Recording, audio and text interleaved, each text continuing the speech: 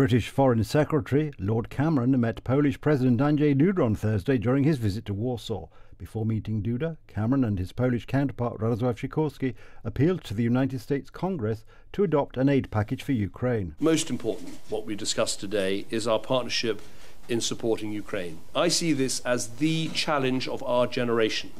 Two foreign ministers standing here today, it's like two foreign ministers standing here in the 1930s, where we faced a similar challenge from a similar aggressive dictator who was trying to change Europe's boundaries by force, who was ignoring the sovereignty and inviolability of other countries' borders. That's what we face today with Putin. And the challenge is, do we have the political will to match it? We applaud what the EU's already done for Ukraine, but because of their strength and power in the world, we really do want to see Congress pass that money to support Ukraine economically, but crucially militarily in the months ahead. We saw yet again yesterday in the Black Sea the huge success that Ukraine is having against Putin's Russia.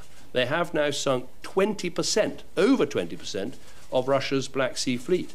And as a result, Ukraine is exporting grain again, the Ukrainian economy is growing again, the Black Sea is open again. So when people talk about stalemate, there's no stalemate on the Black Sea.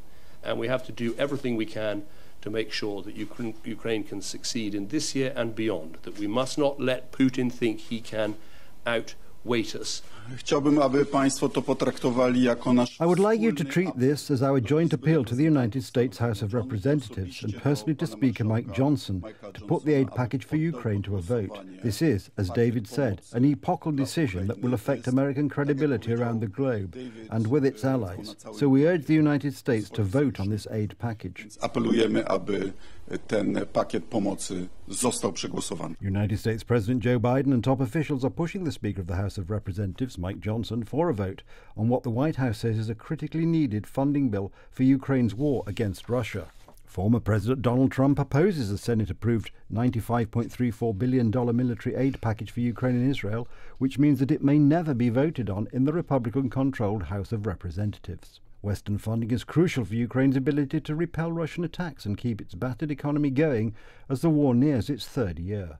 Poland and the United Kingdom have been among Ukraine's strongest supporters in its efforts to drive back the Russian invaders. Nawet 7 złotych za paliwo. Up to 7 zloty a litre for fuel had to be paid last week at gas stations, and it is expected to get even more expensive, experts warn. Politicians, on the other hand, assured us even before the elections that fuel would cost just 5 zloty. How much will we really pay today filling up our cars? I'm checking that today. Dzisiaj sprawdzam. Dziennikarka zadała mi pytanie. A journalist asked me a question, and if you were Prime Minister, how much would gasoline be? At 5 zloty 19. And I can repeat it today. Yes, today gasoline will be at 5 zloty 19. And this I can say with all responsibility. I believe that today, if I were Prime Minister, electricity and gas bills could be half of what they are today. Połowę tego, co wynoszą dzisiaj. Taniej już było. It was already cheaper. In the first 10 days of February, oil became noticeably more expensive on world markets. Crude oil quotations may continue to rise, even if political tension in the Middle East subsides. Refuelers at Polish gas stations must expect further price increases. Just why did politicians convince Poles that it would be different? And this within 100 days of the elections. You have to be attached to Donald Tusk's words because they will all become reality after the elections. And this is a guarantee that in 100 days the price of fuel will be 5 zloty 19? Yes, and I will tell you why. Because we will break up Orlen's monopoly. Tak się nie stało. Cena najbardziej That's not what happened. The price of the most popular type of gasoline is expected to be in the range of 6.31 to 6.42 zlotys per litre, and fuel 98 may even reach above 7 zloty.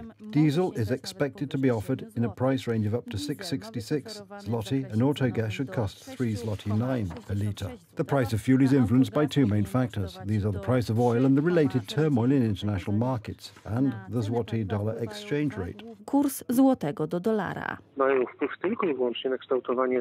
They have an influence solely on shaping this surcharge, which is imposed on the price of fuel. De facto, if the state decided to change the additional costs that are created with such a transaction, then, of course, theoretically, politicians could even reduce the price of fuel by a zloty. But in practice, budget needs must be provided for, and no one will make this type of decision. The only interesting thing is that when these disturbances and increases in oil prices or the weakening of the Polish zloty occur, then immediately the gas stations take advantage of the situation to raise the price of fuel. And when the situation is reversed, somehow they do not flinch from lowering the price of fuel. Politicians of the current government accuse their predecessors of artificially lowering fuel prices. This is also not the first time they have talked about fuel prices in an election campaign, also unofficially. Ale słuchajcie, nie chciałem przy nim gadać. But listen, I don't want to talk in front of him. How was that 2011 campaign and they were going there with the prices at the time, that fuel at 6 zloty? Peace was effing up. And there is that party in focus. It is known that we won. With Donald we meet, and he said, now this fuel can even cost 7 zloty. That's how it was, no? There were other talks as well. I did not participate in the final ones. Ja w tych finalnych nie uczestniczyłem. Wszystkie chwyty dozwolone. Ceny oleju napędowego rosną szczególnie przez zmniejszenie. Diesel prices are rising, especially by the decreasing supply of this fuel. We are also dealing with the reorientation of oil and fuel supply routes after the introduction of sanctions against Russia. And something unnatural was rather lower prices in Poland in the second half of 2023.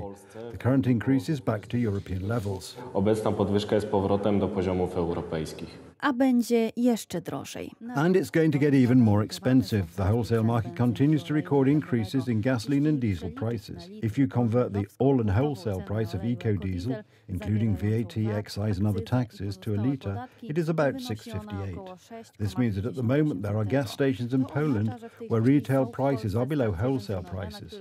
In the long run, such a strategy is unsustainable. Edyta Hołdyńska, Telewizja Republika. Edyta Hołdyńska, Telewizja Republika.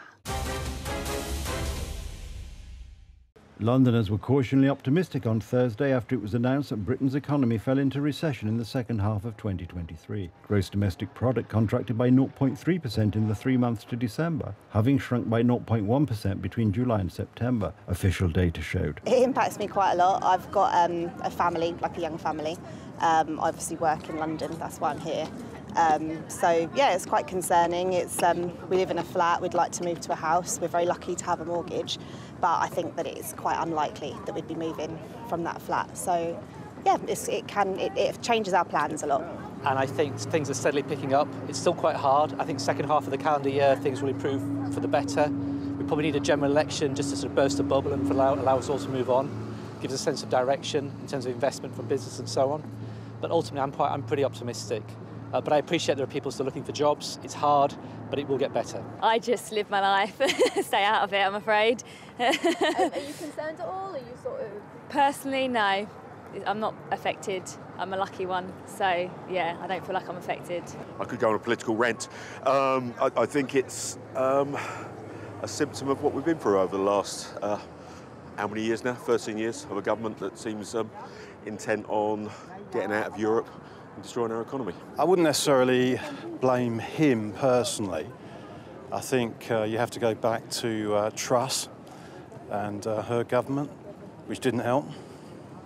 So, yeah. Where I'm from, like from Ghana to this place, I think the UK is a very great place.